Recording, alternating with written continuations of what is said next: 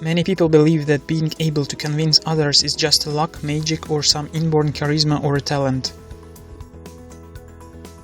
In 1984, Robert Cialdini, expert in social psychology, wrote a book called Psychology of Influence, in which he proved that influencing and persuading other people is a pure science which has certain rules and logic.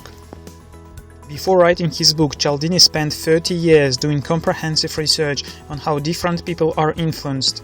He summarized his results down to 6 key principles which help to convince a person for a certain action. These principles are reciprocation, commitment, social proof, liking, authority, and scarcity. If you want to be able to convince other people in any matter or want to learn how to raise the efforts of others, you have to get acquainted with these useful tools.